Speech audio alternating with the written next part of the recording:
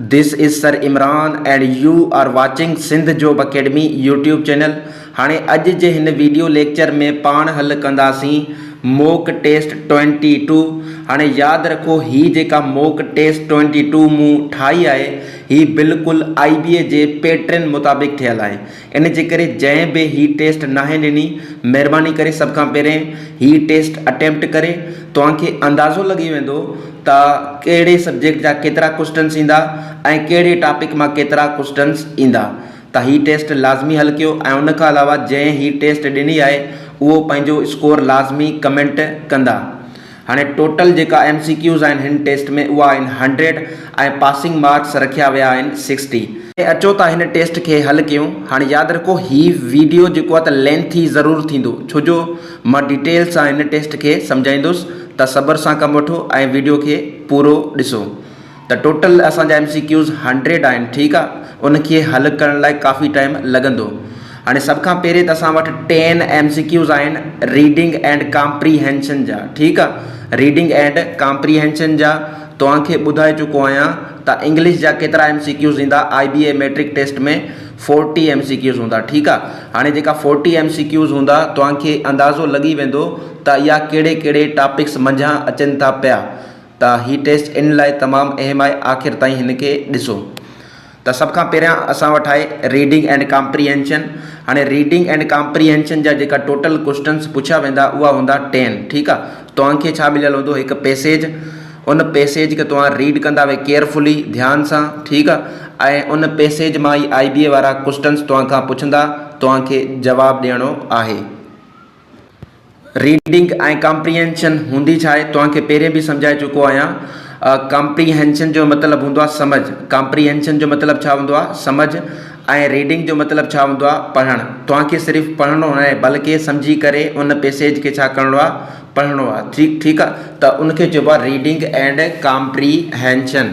त तव्हां वटि हिन नमूने कुझु क्वेश्चन हूंदो, read the passage carefully and answer the following questions. Passage खे ध्यान सां पढ़ो ऐं हेठियुनि सुवालनि जा जवाब ॾियो।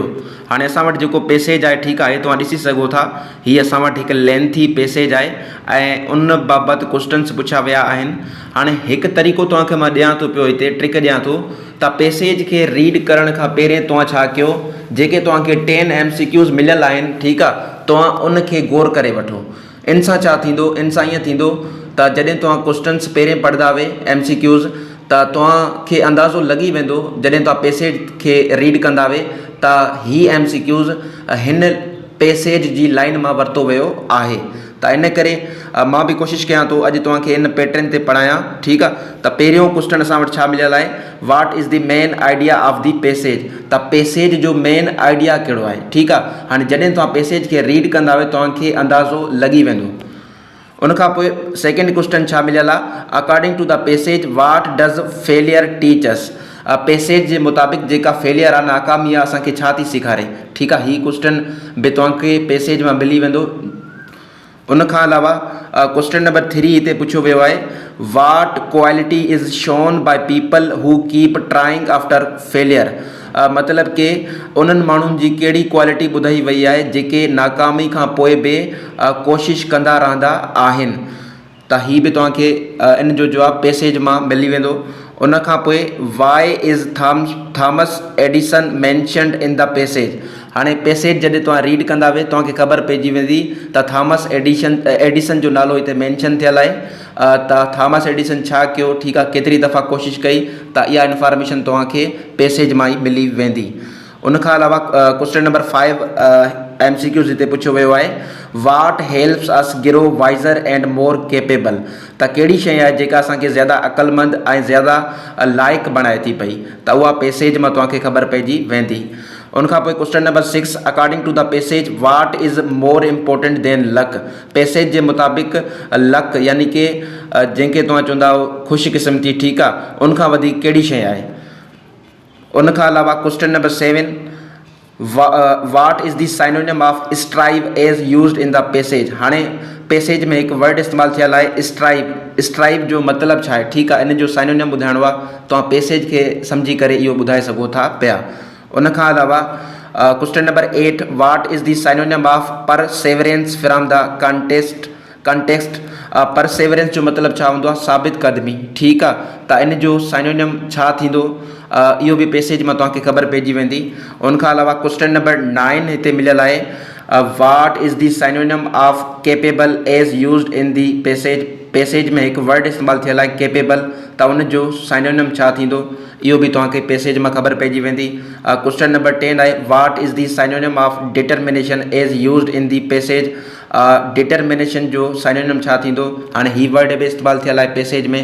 हाणे मतिलबु कि तव्हांखे अंदाज़ो थी वियो त ही क्वेश्चन्स पुछा विया आहिनि। हाणे असांखे इन MCQs ते ई गौर करिणो आहे जॾहिं असां पैसेज खे रीड कयूं था पिया, त पैसेज खे सम्झणु तमामु लाज़मी आहे। हाणे मां कोशिशि कंदुसि पैसेज खे तव्हांखे सम्झाए छॾियां त जीअं ही क्वेश्चन्स तव्हां आराम सां हल करे वञो। हाणे अचो था पैसेज खे रीड कयूं। त असां वटि चवे थो पियो, read the passage carefully and answer the following questions. हेठि ॾिनल पैसेज खे ध्यान सां पढ़ो ऐं जेके बि क्वेश्चन्स पुछा विया आहिनि उनजो जवाबु ॾियो। त बेसिकली ही पैराग्राफ 1 आहे। ठीकु आहे, इनखे रीड करे था वठूं। मेन जेका आइडियाज़ आहिनि उनखे ॾिसूं था पिया। चवे थो सक्सेस नेवर कम्स ईज़ली। जेका कामयाबी आहे उहा कॾहिं बि आसानी सां नाहे मिलंदी। It requires hard work, determination and continuous effort.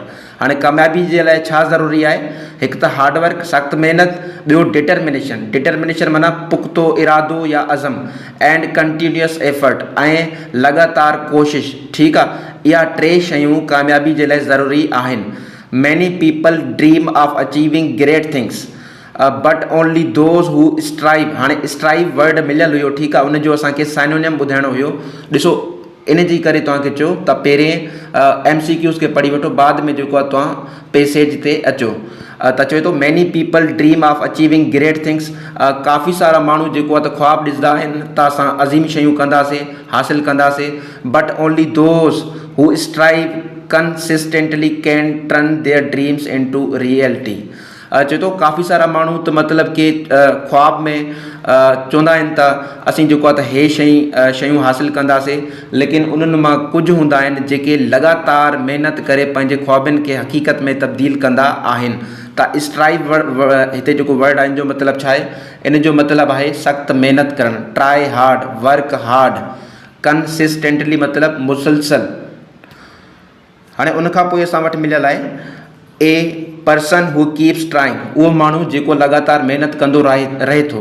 Even after failing, नाकाम थियण खां पोइ बि। लर्न्स इम्पोर्टेंट लेसन्स, उहो जेको आहे त अहम ऐं यादगार सबक़ सिखंदो आहे।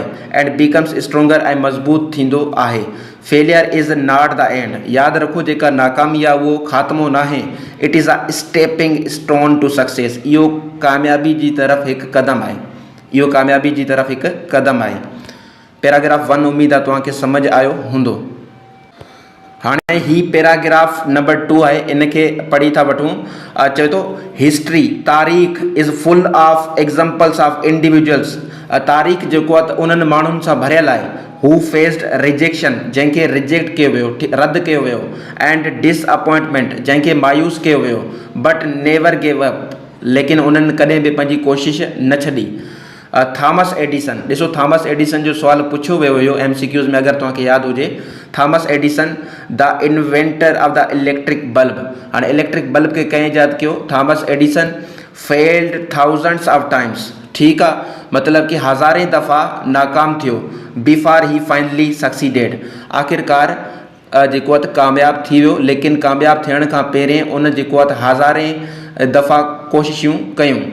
हिज फेमस कोट, हाणे इन जो हिकु कोट आहे, मशहूरु आहे। उहो कहिड़ो आहे, आई हैव नॉट फेल्ड, मां नाकाम न थियो आहियां। I have just found 10,000 ways that would not work. मां फ़क़ति 10,000 अहिड़ा रस्ता ॻोल्हिया आहिनि जेके कमु नथा कनि। Shows the power of Perseverance, मतिलबु कि इहा उनजी साबित कदमी ॾेखारनि था पिया। परसेवरेंस जो मतिलबु छा हूंदो आहे, साबित कदमी या लगातार महिनत। ठीकु आहे, साबित कदमी या लगातार कोशिश करणु, साबित कदमी या लगातार कोशिश करणु, त उनखे चइबो आहे परसेवरेंस। हाणे असां वटि जेको आहे ही लास्ट जेको आहे पैराग्राफ आहे हिन पैसेज जो उनखे बि पढ़ी था वठूं। हाणे लास्ट पैराग्राफ जेको आहे तमामु अहम हूंदो आहे, ठीकु आहे, हिन में ख़ुलासो हूंदो आहे।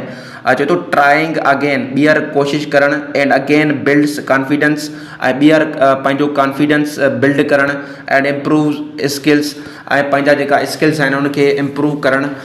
वैन वी कीप ट्राइंग, जॾहिं असीं कोशिशि कंदा रहंदा आहियूं, we grow wiser and more capable, असां जेको आहे त वधीक अक़लमंद ऐं उनखां अलावा लाइक़ थी वेंदा आहियूं। Success is not about luck, success जेको आहे त लक नाहे, ठीकु आहे, बाय चांस सक्सेस नाहे मिलंदी। It is about effort and patience, ठीकु आहे, कामयाबी जेको आहे त कोशिशि ऐं सब्र सां मिलंदी आहे।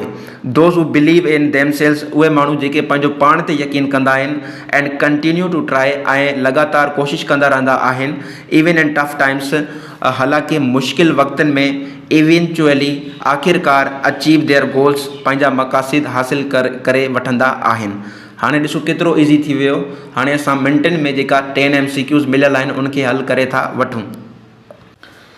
हाणे क्वेश्चन नंबर 1 असां वटि आहे। क्वेश्चन नंबर 1 असां वटि चवे थो, what is the main idea of the passage, passage जो मेन आइडिया ख़्याल छा आहे।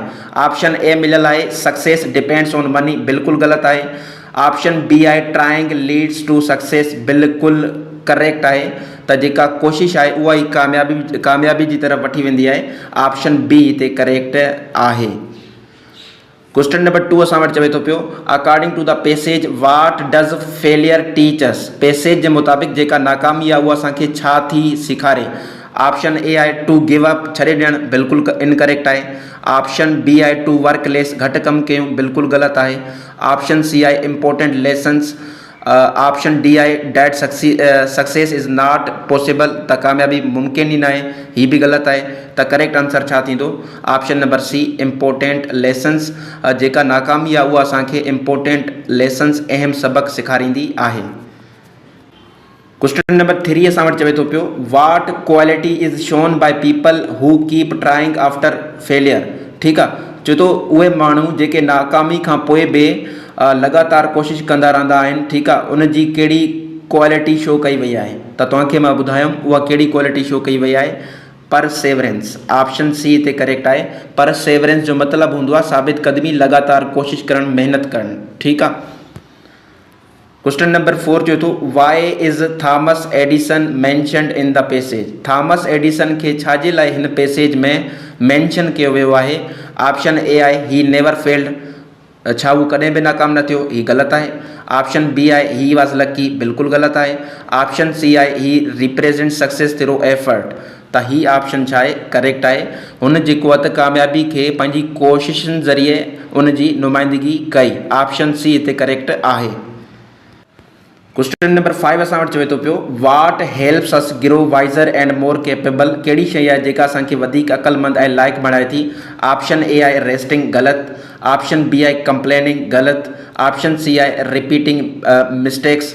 ऑप्शन डी आहे ट्राइंग रिपीटेडली, त हीअ बि ग़लति आहे। हिते जेको करेक्ट आंसर आहे उहो आहे option number D, trying repeatedly, लगातार जेको आहे त कोशिशि करणु, ठीकु आहे, इहा ई असांखे अक़लमंद ऐं मोर केपेबल बणाए थी।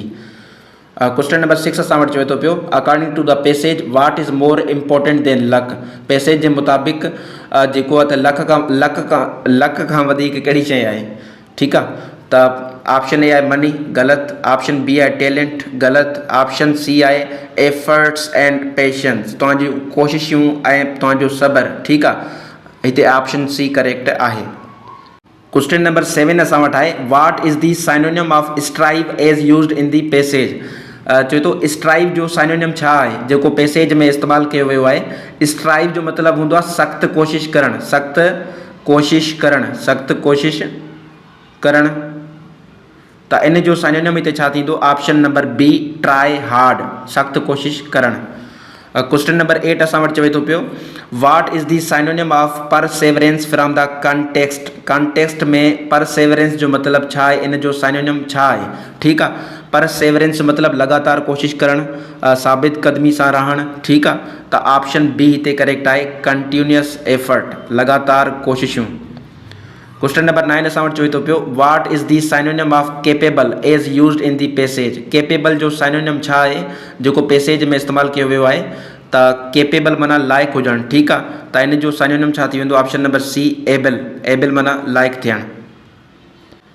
क्वेश्चन नंबर 10 असां वटि चवे थो पियो what is the synonym of determination as used in the passage. Determination जो मतिलबु हूंदो आहे पुख्तो, अज़म या इरादो, ठीकु आहे। त इन जो असां वटि साइनोनिम छा थींदो? ऑप्शन नंबर सी स्ट्रॉन्ग विल, ठीकु आहे। Strong will is the synonym of determination. Reading and comprehension खे बहितर नमूने सम्झण खां पोइ हाणे पाण जेको आहे त क्वेश्चन नंबर 11 जी तरफ़ मूव कयूं था पिया। हाणे यादि रखो तव्हां वटि 5 जेका MCQs ईंदा, ठीकु आहे। IBA वारी टेस्ट में उहा ईंदा करेक्ट स्पेलिंग जा। करेक्ट स्पेलिंग जा ही पॉइंट बि यादि रखी छॾिजो। हाणे हिन टेस्ट में असां जेका करेक्ट स्पेलिंग जा MCQs पुछा आहिनि उनखे हल करे था वठूं। हाणे क्वेश्चन नंबर 11 असां वटि चवे थो पियो choose the correctly spelled word. हाणे बेसिकली लफ़्ज़ असांजो आहे अकोमोडेशन। अकोमोडेशन जी स्पेल यादि रखी छॾिजो, तमामु रिपीटेड वर्ड आहे अकोमोडेशन, ठीकु आहे। हीअ स्पेल यादि रखी छॾिजो। हिन में जेको असां वटि सी आहे, ठीकु आहे, ॿ चकर अचे थो पियो, ऐं जेको एम आहे उहो बि ॿ चकर अचे थो पियो। त अकोमोडेशन जी करेक्ट स्पेलिंग छा थींदी? ACCOMMODATION accommodation. Option number B हिते करेक्ट आहे।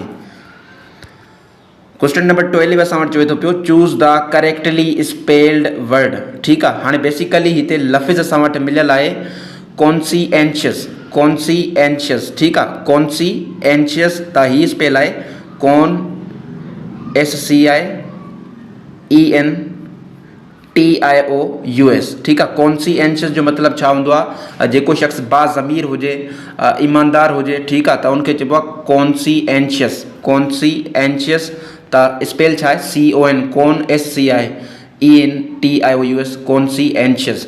त हिते जेको करेक्ट ऑप्शन थींदो उहो थींदो option number C. Option number C correct आहे क्वेश्चन नंबर 12 जो। क्वेश्चन नंबर 13 असां वटि चवे थो पियो choose the correctly spelled word. हाणे बेसिकली हिते लफ़्ज़ मिलियल आहे मैन्यूवर, ठीकु आहे। छा मिलियल आहे? मैन्यूवर। त स्पेल छा आहे?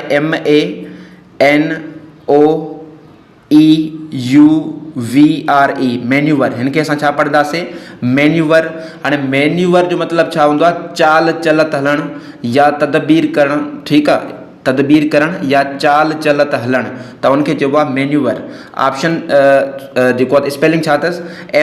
MANOEUVRE, manoeuvre. त हिते जेको करेक्ट ऑप्शन थींदो उहो थींदो असां वटि option number B MANOEUVRE, manoeuvre. Question number 14 असां वटि चवे थो पियो choose the correctly spelled word. हाणे बेसिकली लफ़्ज़ असां वटि मिलियल आहे रिकमेंडेशन, ठीकु आहे। रिकमेंडेशन स्पेल यादि रखी छॾिजो RECOMMENDATION, रिकमेंडेशन। हाणे हिन में जेको एम आहे उहो छा आहे? ॿ चकर अचे थो पियो। त हिते जेको करेक्ट आंसर असां वटि ईंदो उहो छा थींदो? Option number B RECOMMENDATION, recommendation. हाणे उनखां पोइ असां वटि जेको वर्ड आहे चवे थो choose the question number 15 choose the correctly spelled word. Basically लफ़्ज़ असां वटि मिलियल आहे इनडिस्पेंसिबल।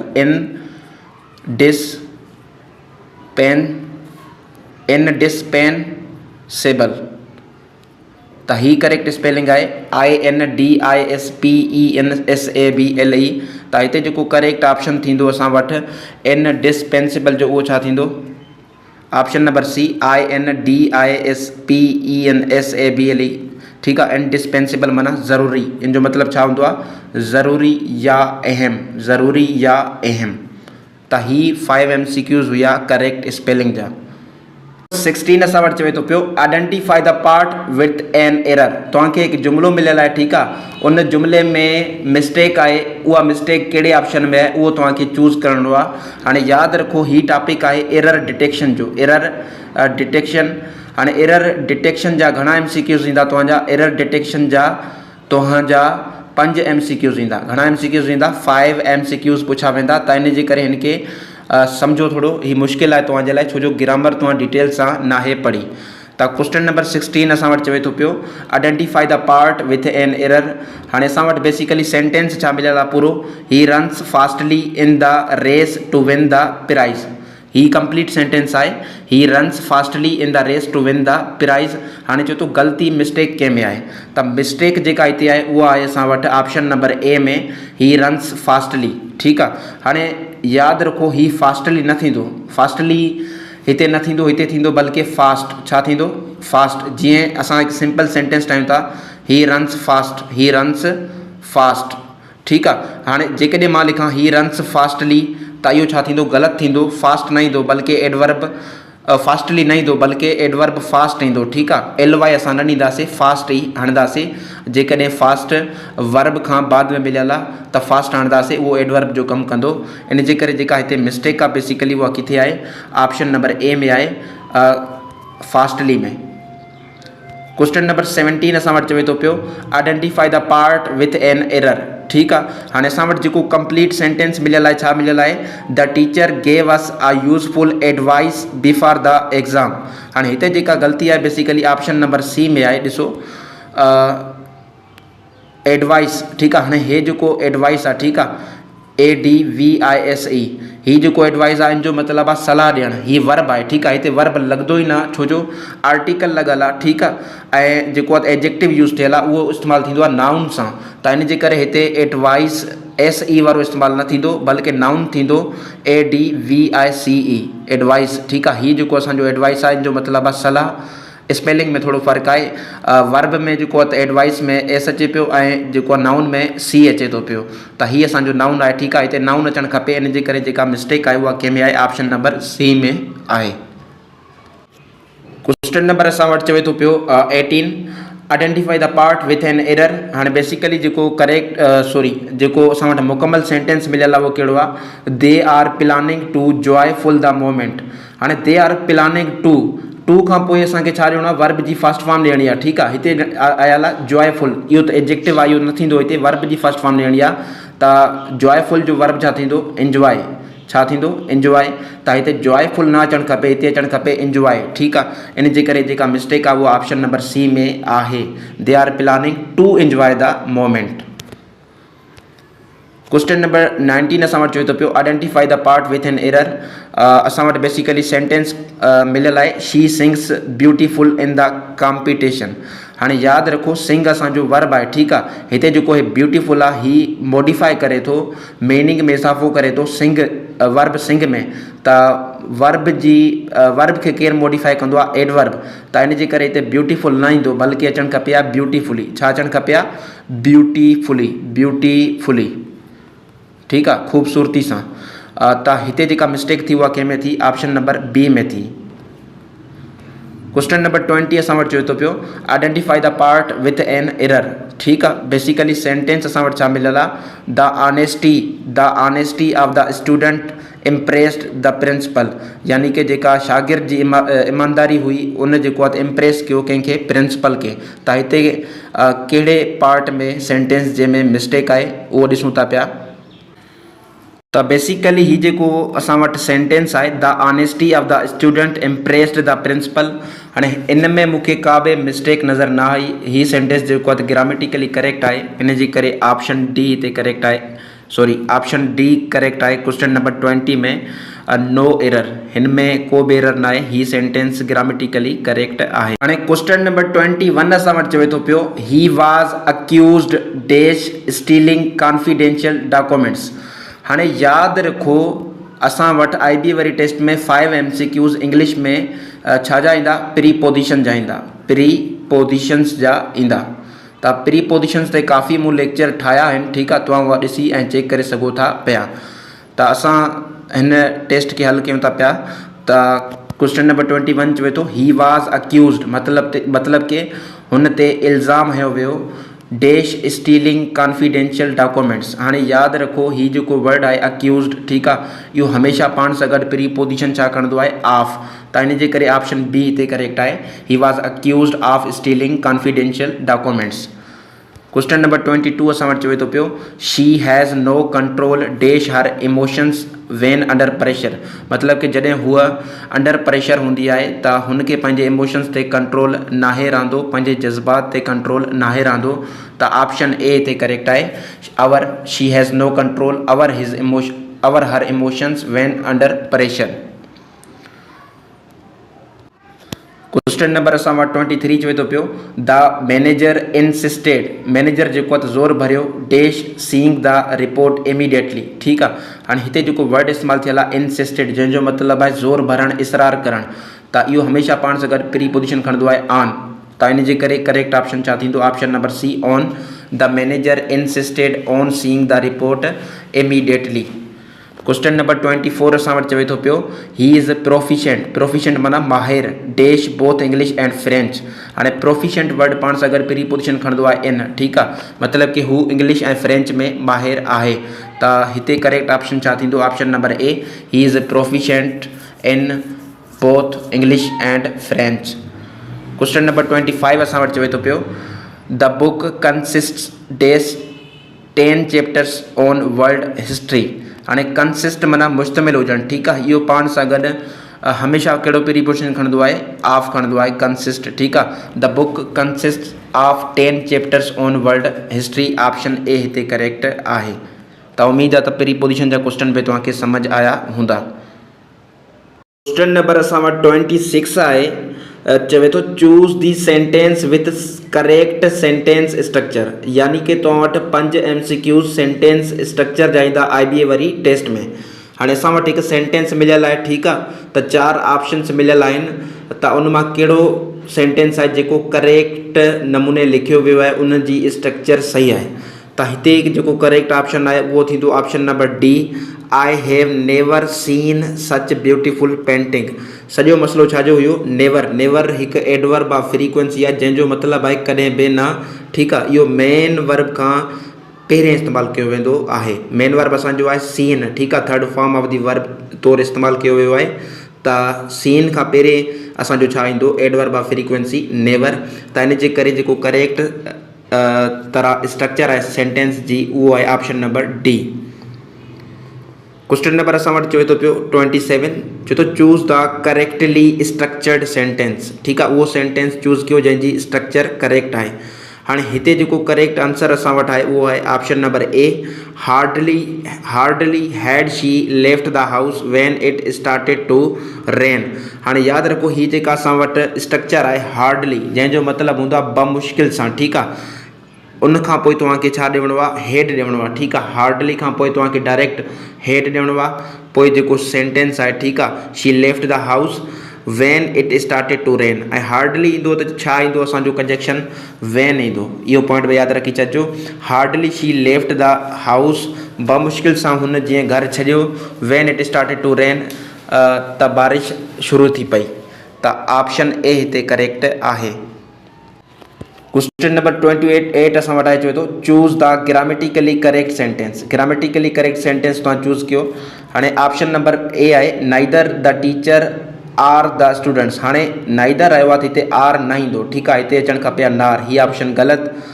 ऑप्शन नंबर बी आहे नाइदर द टीचर नार द स्टूडेंट्स वाज़ हैप्पी। हाणे नाइदर सां गॾु छा ईंदो आहे नार हीअ करेक्ट आहे लेकिन हे ॾिसो स्टूडेंट्स ठीकु आहे हीअ जेको नार आहे उन खां पोइ जेको असांजो नाउन अचे थो पियो अगरि नाउन सिंगुलर आहे त सिंगुलर वर्ब हणंदासीं अगरि नाउन प्लूरल आहे त प्लूरल वर्ब हणंदासीं। हाणे हिते अचे थो स्टूडेंट्स हाणे हिते सिंगुलर वर्ब इस्तेमालु कई वई हे बि ग़लति आहे। हाणे ऑप्शन नंबर सी छा आहे करेक्ट आहे नाइदर द टीचर नार द स्टूडेंट्स ठीकु आहे नार खां पोइ जेको तव्हांजो नाउन अचे थो हिते जेको आहे त प्लूरल आहे त वर्ब बि छा ईंदी प्लूरल वर त इन जे करे ऑप्शन सी हिते करेक्ट आहे नाइदर द टीचर नार the students were happy. Question number 29 जो तो identify the correctly structured sentence ठीकु आहे करेक्टली जंहिंजी स्ट्रक्चर आहे उनखे असांखे चूज़ करिणो आहे। हाणे हिते जेको करेक्ट ऑप्शन असां वटि आहे उहो आहे option number A not only he plays football but also cricket ठीकु आहे हू न फ़क़ति फुटबॉल खेॾंदो आहे बल्कि क्रिकेट बि खेॾंदो आहे ऑप्शन ए हिते करेक्ट आहे। क्वेश्चन नंबर 30 असां वटि चयो थो choose the sentence with correct structure. हाणे हिते जेको करेक्ट असां वटि सेंटेंस आहे उहो कहिड़ो आहे option number B it being a holiday we went to the beach ठीकु आहे मतिलबु कि हॉलीडे हुयो त असां हलिया वियासीं बीच ते त ऑप्शन बी हिते करेक्ट आहे। क्वेश्चन नंबर 31 असां वटि आहे चयो थो choose the antonym of meticulous. Meticulous जो असां वटि एंटोनियम छा थींदो। हाणे मेटिकुलस जो मतिलबु छा हूंदो आहे, जेको शख़्स केयरफुल हुजे, ठीकु आहे, एहतियात रखंदो हुजे, हर शइ में ध्यानु ॾींदो हुजे, त इन जे करे हिन जो एंटोनियम थींदो option number C reckless. Reckless माना लापरवाह। क्वेश्चन नंबर 32 चए थो choose the antonym of abundant. हाणे अबंडेंट जो मतिलबु छा आहे, ज़्यादा मिक़दार में हुजणु, ज़्यादा क्वांटिटी में हुजणु, त इन जो एंटोनियम थींदो स्केर्स। ठीकु आहे, स्केर्स। ऑप्शन ए स्केर्स मतिलबु खोट या कमी। ऑप्शन ए हिते करेक्ट आहे। क्वेश्चन नंबर 33 असां वटि चए थो पियो चूज़ दी एंटोनियम ऑफ रिलैक्टेंट। रिलैक्टेंट जो असां वटि एंटोनियम छा थींदो। हाणे रिलैक्टेंट जो मतिलबु छा हूंदो आहे, दिलि सां को कमु न करणु, विलिंगली को बि कमु न करणु। ठीकु आहे, त उहो हूंदो आहे रिलैक्टेंट, जंहिंखे तव्हां चवंदा हिचकिचाहट। त इन जो एंटोनियम छा थींदो ईगर। ऑप्शन सी हिते करेक्ट आहे। ईगर माना जोश सां कमु करणु, विलिंगली कमु करणु। क्वेश्चन नंबर 34 चए थो choose the antonym of conceal. हाणे कंसील जो मतिलबु छा हूंदो आहे लिकाइणु, ठीकु आहे, छुपाइणु। त इन जो एंटोनियम असां वटि छा थींदो option number C display. Display माना शो करणु, ठीकु आहे, ॾेखारणु। ऑप्शन सी हिते करेक्ट आहे। क्वेश्चन नंबर 35 असां वटि चए थो पियो choose the antonym of fragile. हाणे फ्रेजाइल मतिलबु कमज़ोर या नाज़ुक, नाज़ुक या कमज़ोर। ठीकु आहे, त ब्रेकेबल इन जो थियो साइनोनिम, वीक बि इन जो साइनोनिम थियो, सेंसिटिव बि साइनोनिम थियो। हाणे जो एंटोनियम छा थींदो ड्यूरेबल। ड्यूरेबल माना मज़बूत या पाइदार। त ऑप्शन बी हिते करेक्ट आहे। क्वेश्चन नंबर 36 चए थो choose the synonym of ancient. हाणे एंशियंट माना क़दीम, इन जो साइनोनिम छा थींदो ओल्ड। ऑप्शन ए हिते करेक्ट आहे।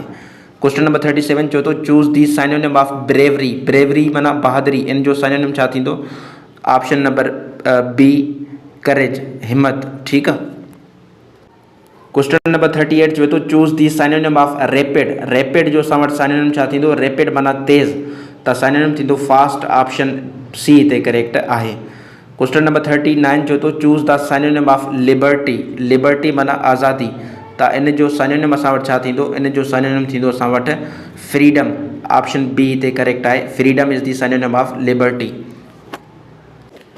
क्वेश्चन नंबर 40 असां वटि चए थो पियो इंग्लिश जो choose the synonym of glance. हाणे ग्लैंस माना मतिलबु कि यकदमि ॾिसणु, ठीकु आहे, जल्दी में ॾिसी वठणु।